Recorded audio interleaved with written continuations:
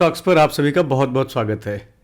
आज शनिवार है और हर शनिवार की तरह आज फिर से मैं उपस्थित हूं आप सबके सामने दो नए ब्रेकआउट स्टॉक्स को लेकर। आज के वीडियो में हम जो चर्चा करने वाले हैं ऐसे दो स्टॉक्स की जिनमें मुझे लगता है कि हम 2 हफ्ते या 3 हफ्ते की बात नहीं करेंगे, हम बात करेंगे उसमें कुछ लंबे टाइम की, 3 महीने से 4 महीने 5 महीने तक की।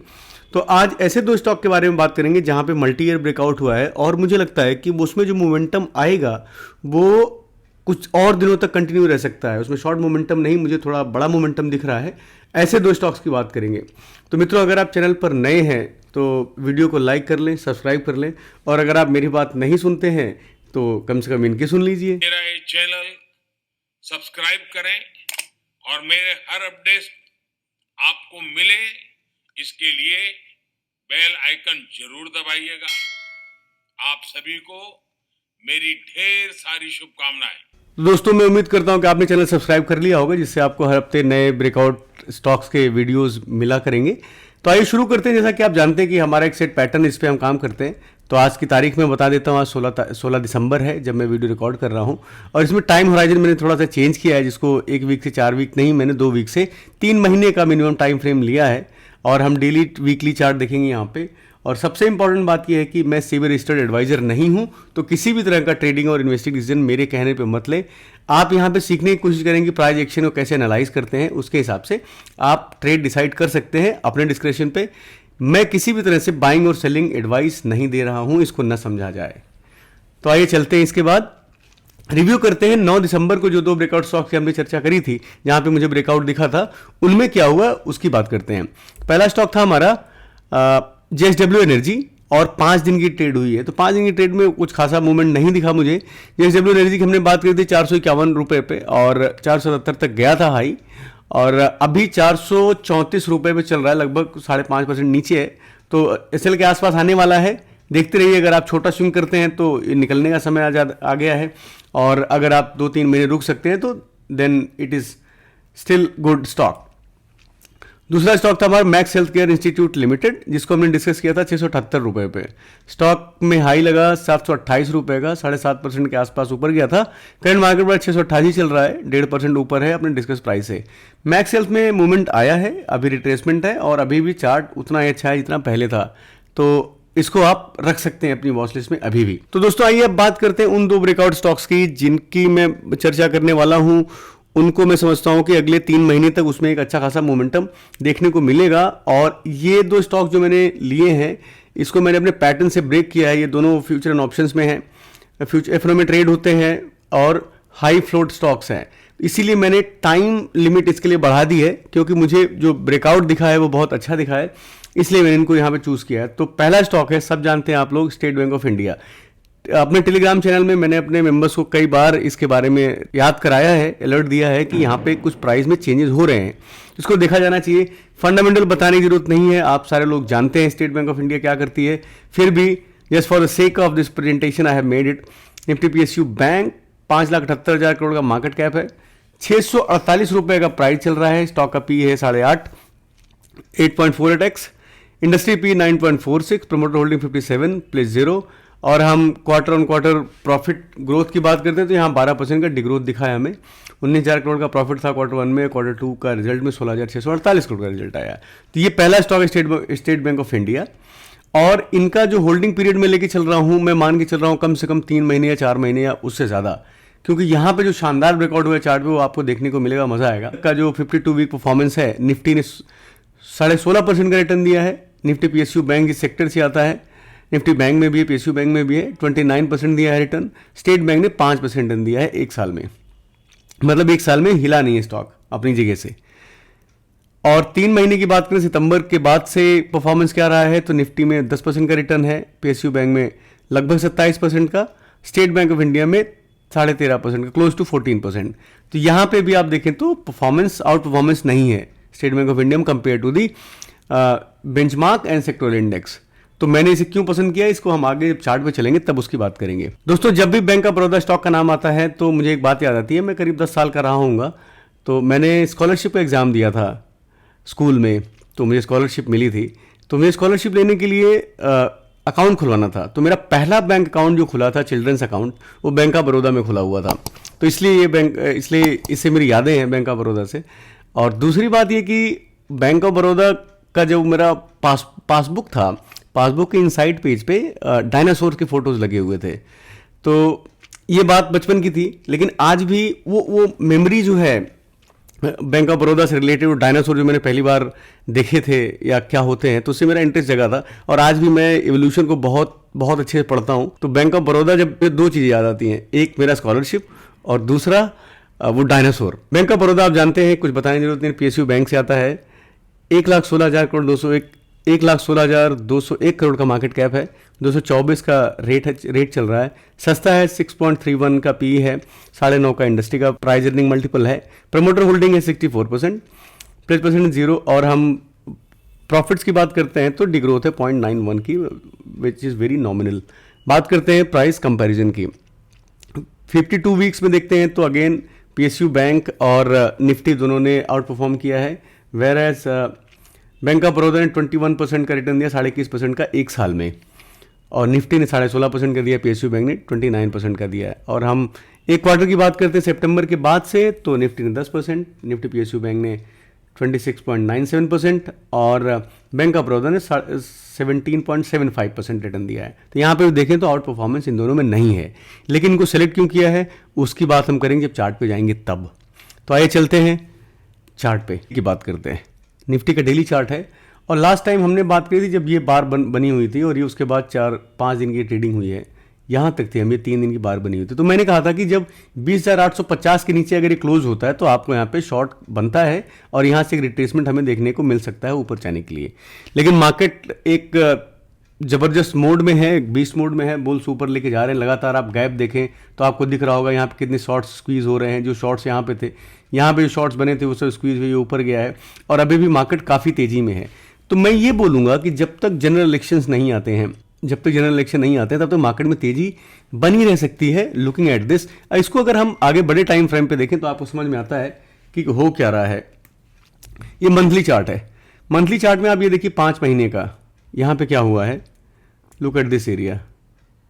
ये 4-5 महीने कुछ नहीं हुआ, पिछले महीने ब्रेकआउट हुआ, उस महीने से ऊपर निकल गया। तो इसको देखा जाए, अगर आप यहाँ पे भी एक पैरेलल चैनल ड्रॉ करते हैं तो चैनल के पास जा रहा है यहाँ पे, और यहाँ से जाएगा, रुकेगा, फिर ऊपर जाएगा। तो मंथली लेवल पे काफ़ी बुलिश दिख रहा है। ये एक एरिया कंसोलिडेशन का था, और यहाँ पे देखिए कोरोना के बाद तेजी आई थी, ये छोटा सा कंसोलिडेशन, और इस बेस का ब्रेकआउट लार्जर टाइम फ्रेम पे हो रहा है।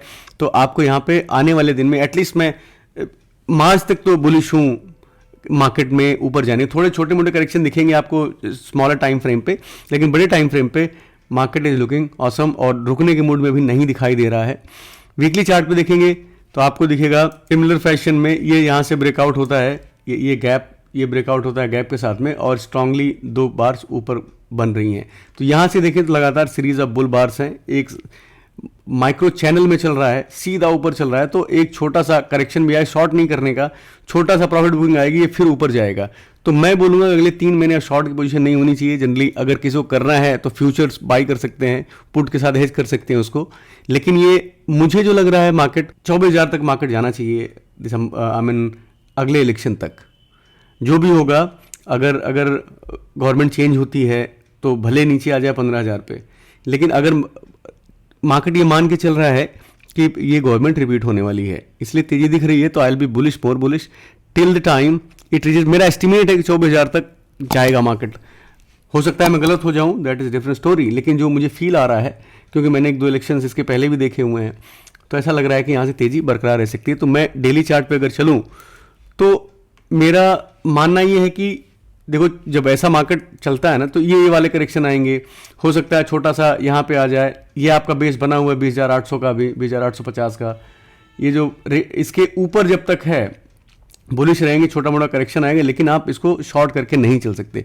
मार्केट सीधा जा रहा है, आप चुपचाप मार्केट के साथ चलिए जैसा मार्केट जा रहा है। मैं एक्सपेक्ट कर रहा था कि ये 3 दिन के बाद अगर इनका लो ब्रेक होगा, तो लो ब्रेक होके अगर क्लोज होता है तो एक नीचे का पुल बैक दे सकता है। लेकिन आप देखिए यहाँ पे ब्रेक होता है तो ड्रैगन फ्लाई डोजी बन जाती है, नीचे आता है, ऊपर फिर बाहर आ जाते हैं। मतलब बायर कितने एग्रेसिव हैं, यहाँ खरीदे जा रहे हैं, ऊपर से जा रहा है, तो मार्केट ऊपर चलता चला जा रहा है। शॉर्ट नहीं करने का, आराम से जब तक मार्केट ऊपर जा रहा है जाइए, और बुलिश लग रहा है, तेज लग रहा है, तो अगर आप किसी और तरह के एसआईपी वगैरह करते हैं तो उसको कंटिन्यू कर सकते हैं एटलीस्ट इलेक्शन तक। उसके बाद की आगे चल के बात करेंगे। आते हैं जेएसडब्ल्यू एनर्जी पे। देखिए साहब, हमने बात करी थी ब्रेकआउट पे, ब्रेकआउट होता है, स्टॉक नीचे आता है, तो अब ये आपकी लास्ट डिफेंस है। अगर आप शॉर्ट स्विंग कर रहे हैं, तब शॉर्ट स्विंग कर रहे हैं, शॉर्ट स्विंग मतलब 1 वीक से 3 महीने का टाइम लेके चल रहे हैं, तो आप चाहें तो जब इसको ब्रेक करता है तो आप अपना निकल सकते हैं। दोबारा से इसके ऊपर जब आता है तो फिर आप इसमें दोबारा से पार्टिसिपेट कर सकते हैं, और या फिर बहुत ज़्यादा कर सकते हैं तो ये वाला स्विंग कर लो आप, जो है अपना ऐसे लगा के इसको देख सकते हैं, या देखते हैं जब उसके पास से मूव करता है तो you can re entry again. Max health की बात करते हैं अब। मैक्स हेल्थ में क्या हुआ है कि ये था भाई साहब, ये स्टॉक यहाँ पे हमने बात करी थी, एक इसे हाई टू एंट्री बोलते हैं। यहाँ से ऊपर गया था, एक करेक्शन आया, तो मुझे लग रहा था कि यहाँ हाई टू एंट्री बनेगी और एक मूव हमें 7-8-10% का 15% का मिल सकता है। ऊपर गया है, फिर अगेन दोबारा से अब L2 एंट्री बन रही है, लो टू शॉर्ट बन रहा है यहाँ पे। तो इसमें भी क्या करेंगे, जब तक ये, क्योंकि स्टॉक फंडामेंटली अच्छा है तो आप अपने कॉस्ट टू कॉस्ट का जो है ऐसे लगा सकते हैं इसमें। चार्ट में अभी देखें तो अगर एक बड़े नज़रिए से देखा जाए, 3 महीने 4 महीने के पॉइंट ऑफ व्यू से देखा जाए, तो आपको दिखेगा कि स्टॉक में कोई दिक्कत नहीं है। इतना करेक्शन आता है, ये भी गया था तो ये करेक्शन तो हुआ था ना, ये भी करेक्शन हो सकता है जब तक इस रेड लाइन, जो रेड जोन है, इसके ऊपर है, that is fine. I mean for longer vision किसी का है तब भी इसमें कोई खराबी अभी तक नहीं है। ये स्ट्रक्चर ऊपर नीचे होगा, चलेगा, right. Now let's talk about SBIN। SBI stock है, इसकी मैं बात करता हूँ पहले मंथली चार्ट से। क्यों करना चाहता हूँ मैं आगे बताता हूँ आपको। ये मैंने टेलीग्राम ग्रुप में इसको शेयर किया था।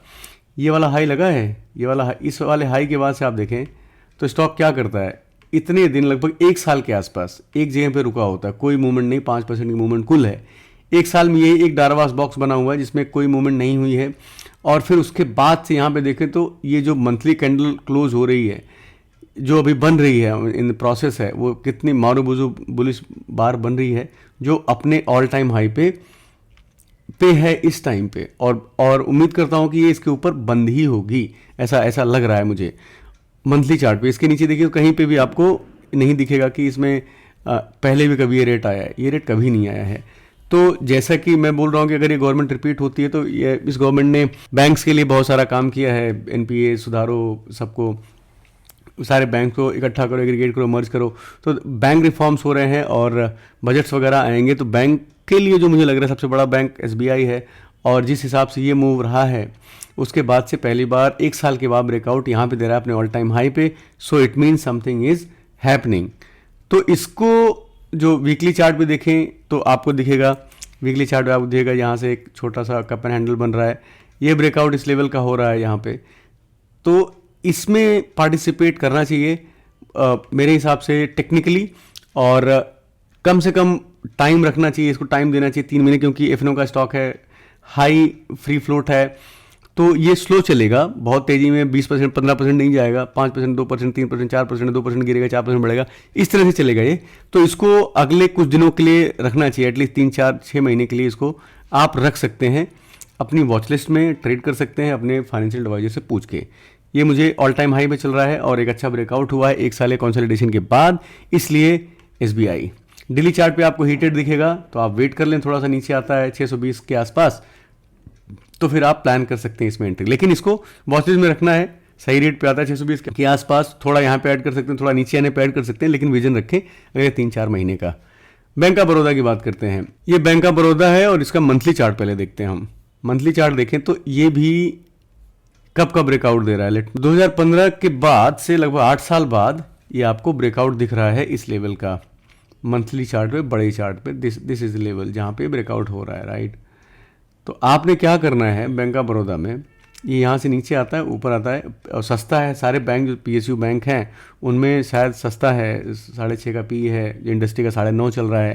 तो वैल्यूएशन के लिहाज से स्टॉक ठीक है, और अपने ऑल टाइम हाई पे पहली बार 8 साल का ब्रेकआउट को क्लोज किया है, ऊपर चाह रहा है, आई मीन क्लोज तो नहीं किया है, मंथली क्लोज करेगा, लेकिन अपने ऑल टाइम हाई के पास में है। तो यहाँ पे आप नज़र बना के रखनी है कैसे क्लोज होता है, उसके बाद से इसको में डिसाइड करना है। लेकिन चार्ट बहुत अच्छा लग रहा है मुझे।